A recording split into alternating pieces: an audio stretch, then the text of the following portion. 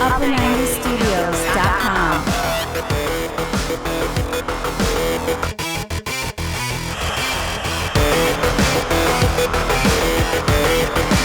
Hey, what's up guys? Welcome back to the channel.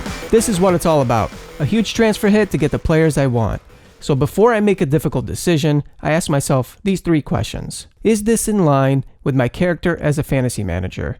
This is my playing style. I watch the games and get excited about bringing in the players I really want, especially when the prices are changing quickly. FPL influencers, they're affecting the prices, and I'm going to flip that in my favor. 2, what happens if it goes horribly wrong?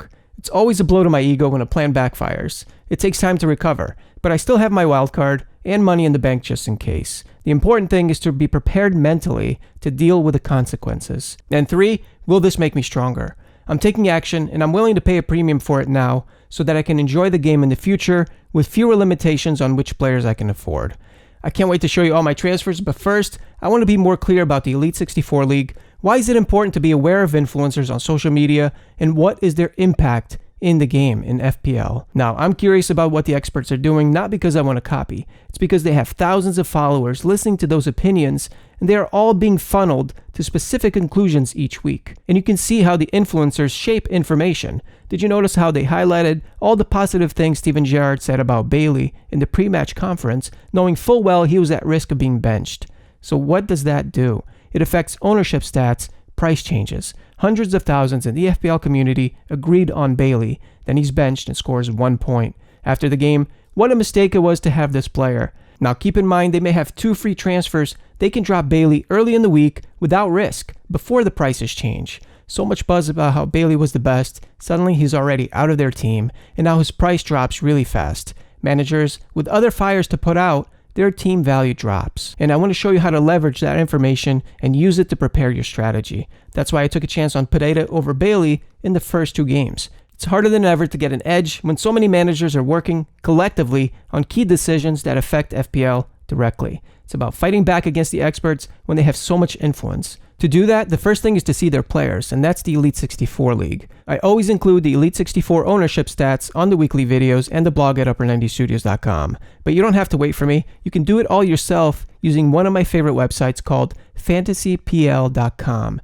And here's how it works. Go to FantasyPL.com, click League Selections at the top, enter Elite 64 League ID, which is 24490. Click Load, Reload League. Now you can sort by ownership stats, highest to lowest, by clicking League Owned. That's it. Super simple to use. And now you can compare players. For example, Martinelli and Saka, Haaland versus Kane. It even shows the overall ownership stats side by side, so you can keep an eye on the most popular players like Gabriel Jesus. Keep in mind that some of the players on this list, they actually might be on the bench for the Elite 64 managers. When I put together my Elite 64 graphic every single week, I remove those bench players and I focus on the starters that can affect our rank. I'm including full instructions on the video description and the weekly blog at Upper90studios.com. Every factor counts, including the Elite 64 stats. But the most important element in my strategy is to watch games and learn more about the players. So here we go. Gameweek 2 review. 63 points, green arrows is a step in the right direction. Now the biggest question is whether to keep using Saka as a differential against Martinelli. Saka 2 points, had a few decent crosses, 1 excellent chance in the 80th minute, but he blanked. I'm looking at how Arsenal are shaping up tactically. Most of their attacks, they're coming from the left side. And the key reason is not Martinelli versus Saka head to head.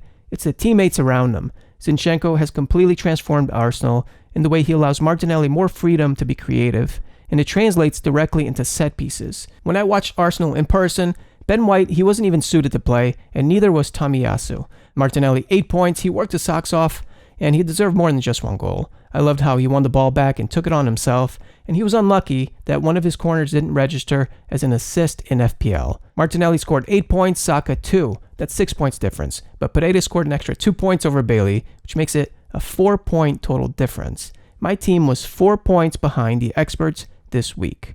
And now I'm aiming for a combination of players that can give me an edge in the long run. Saka, Neto, Bailey, and the £4 million goalkeeper make way for Sanchez, Martinelli, and Gundogan.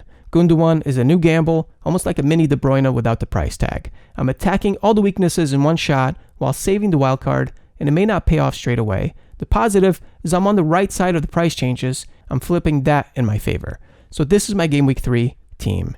5-3-2 formation with a new goalkeeper, 5 defenders, and Gundogan in midfield. The Liverpool defenders conceded yet again. Robertson was subbed off in the second half. But unlike Game Week 1, Trent and Robertson, they actually deserve points for their effort against a tactically efficient Palace side. They defended with 10 men behind the ball, then bang, outlet to Wilfried Zaha on the counter. Reece James, 7 points. What a goal, but what is he doing in that position? The game is completely different. The number 10 role is close to being extinct. No more Kaká from Brazil, Rui Costa from Portugal, 2 of my favorite players of all time.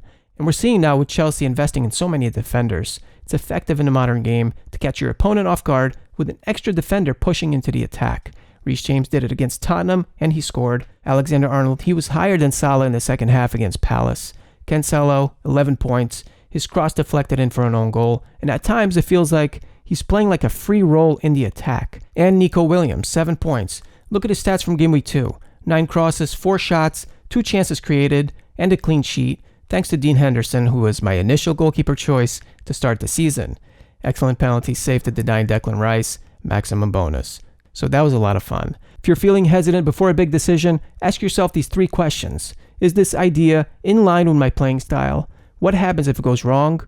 And will this make me stronger?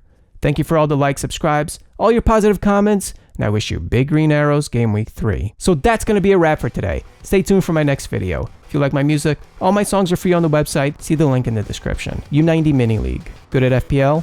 Join U90 Mini League for a chance to win. Be sure to follow at Upper 90 Studios on Twitter, Facebook, or Instagram, where you get an inside scoop before YouTube. And if you're brand new to the channel, be sure to like and subscribe and turn on your post notifications because this season is going to be incredible. Don't forget to subscribe to our email list and get your free fixture difficulty cheat sheet.